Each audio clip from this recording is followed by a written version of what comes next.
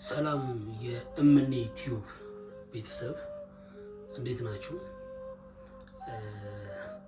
እንግዲህ በአካል እንደዚሁ ስንገናኝ የመጀመሪያ ጊዜ ነው። መግቢያው ላይ እንዳያችሁት አብረን ወደ ቤቱ እንመለስ ይላል። ስለዚህ የዚህ ቻናል ዋና ዓላማ እኔን ቻናል ስከፍት እንደኔ በቤቱ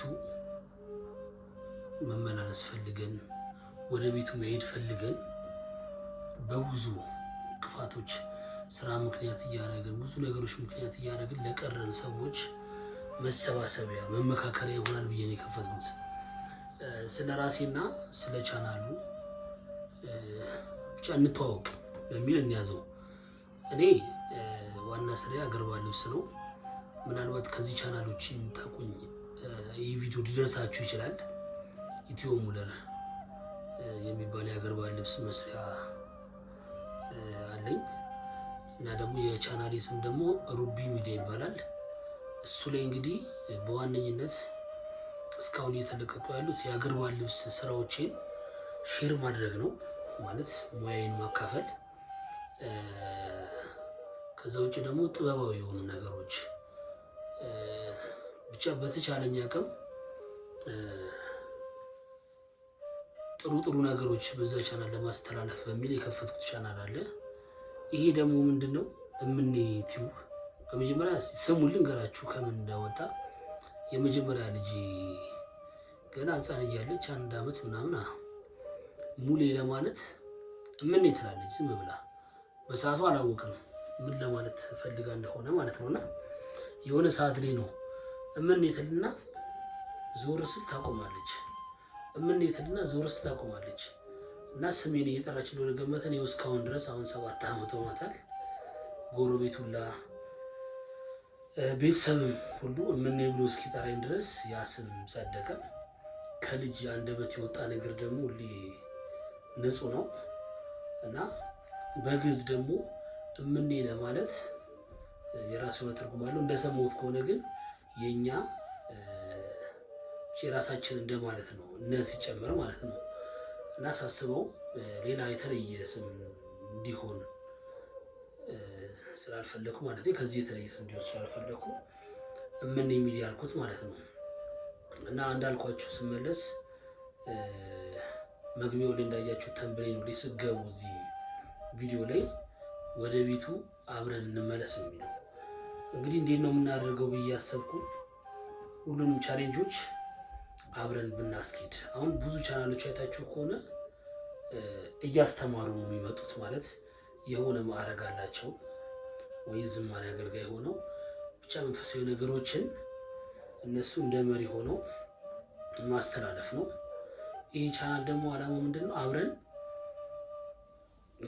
አብረን እዚህ ቻናል ላይ ተባብረን ይህን ቻናል ሁሌ የምንመካከርበት የምንሰበሰብበት በላይቭም ሆነ በብዙ ነገር እየተሰባሰብን ወደ ቤቱ እንዳንመለስ እኛም መንፈሳዊ ሰው የሚለውን ስያሜ እየጓጓን እንዲህ የቀረነው ለምንድን ነው? ብቻ ሁሌ የቅናት ህይወት ነው እየኖርን ያለነው። ሁሉም ምን አይነት ህይወት እንደሚኖር አናውቅም፣ ግን ቤተክርስቲያን ሄደን ስናስቀድስ ስንሳለም ያለውን ስሜት ሁሌ መኖር እንፈልጋለን። እዚህ ሁሉ ማለት ደግሞ በዓለም ላይ ሆነ በምናሳልፈው ነገር ተጠምደን ያን ነገር እያደረግነው አይደለም። በብዙ ነገር ውስጥ እናልፋለን። እግዚአብሔርን የሚያሳዝኑ ነገሮች በህይወታችን ሁሉ እያደረግን ያለነው እሱ ነው። እና እኔ በቻልኩት አቅም እስከዛሬ ብዙ እየታገልኩ ነው። እኔ የምስኪያ ዞናን መድኃኔዓለም ገዳም ተምሮ ማስተማር ሰንበት ትምህርት ቤት ከልጅነት ጀምሮ እዛ ያደግኩ ልጅ ነኝ። ማለት ሰንበት ትምህርት ቤቴ እዛ ነው። እዛ በማገለግልበት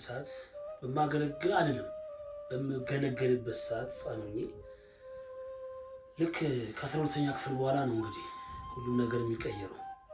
ውጤት የመጣለት ይሄዳል፣ ሌላው ወደ የመስኩ ይሰማራል።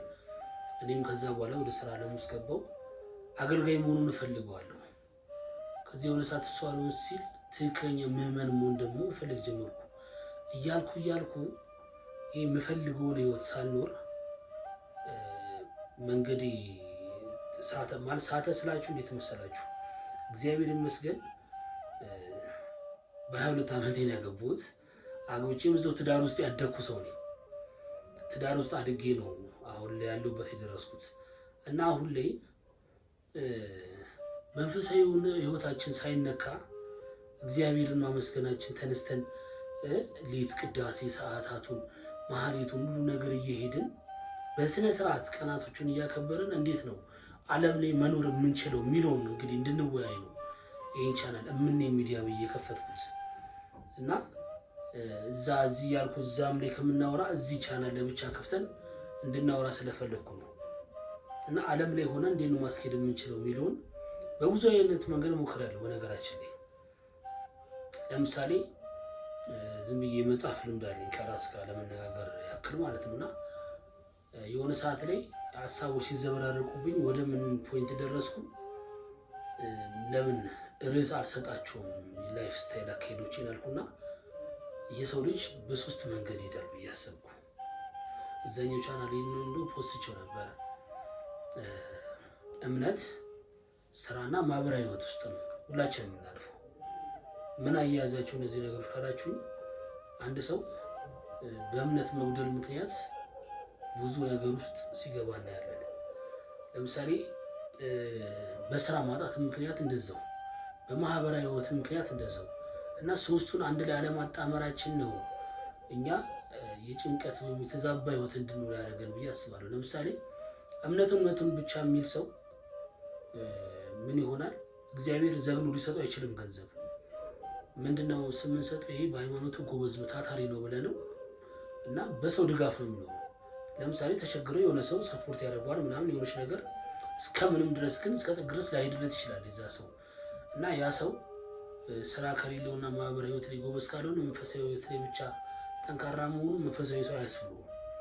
የስራ ሰው ብቻ ሲሆን ይሄ እንደው ተለምዷል። ብዙ ጊዜ ስራ የሚል ሰው ከማህበራዊ ህይወት ይጎላል፣ ከእምነቱ ይጎላል፣ ከጓደኛው ብቻ ከብዙ ነገር ይጎላል እና ስራ ማለቱም ኦልሬዲ ገንዘብ ይመጣል፣ ፋይናሊ ግን ጭንቀት ነው ትርፉ።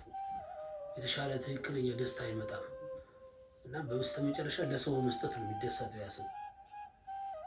ማህበራዊ ህይወት ላይ ብቻ እንደምታውቁት ነው እየሰፈሩ በየምናምን በጣም ትጉ የሆነ እየደወለ ዛሬ እኮ ለቅሶ ነው፣ ዛሬ እኮ ሰርግ አለ እያለ ከሊኮ ታሟል እያለ የሚጠራችሁ ምናምን ሰው በየሰፈራችን አለ።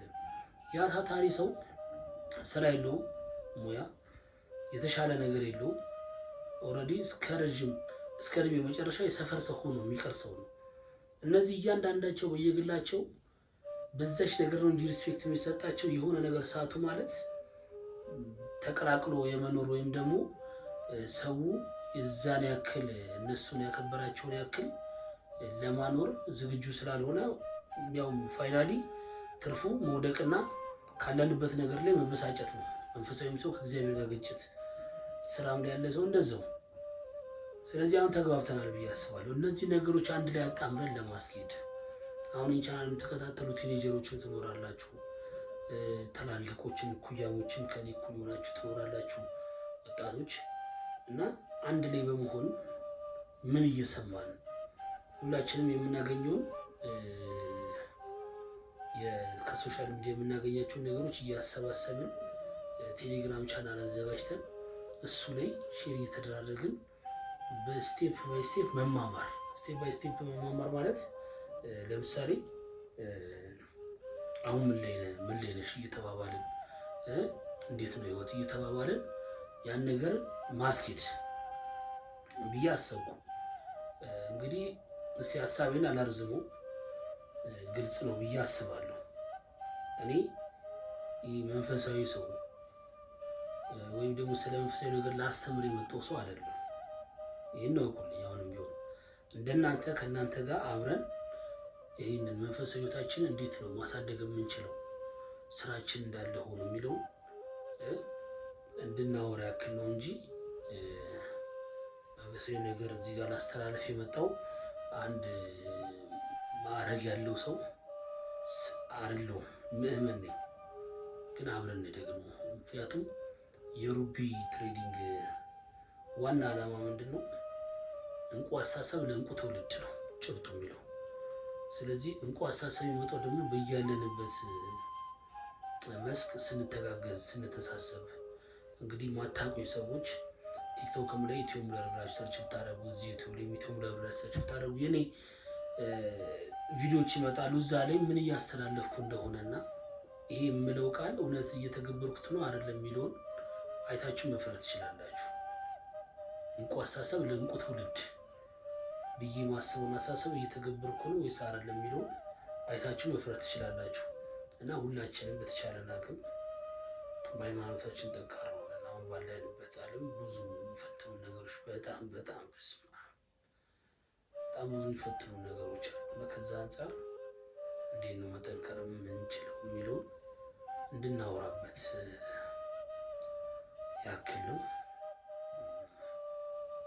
በዚሁ ልቋጨው መሰለኝ እና ክብረት ይስጥልኝ፣ እግዚአብሔር ያክብርልኝ። ከቻላችሁ ማለት በተቻላችሁ አቅም ለራሳችን ስንል ቻናሉን ሼር አድርጉት። ኮፒ ሊንክ ምናምን ዩቲዩብ ላይ ነው ቲክቶክ ላይ የነበርኩት። ለማንኛውም እግዚአብሔር ያክብርልኝ። መልካም ጊዜ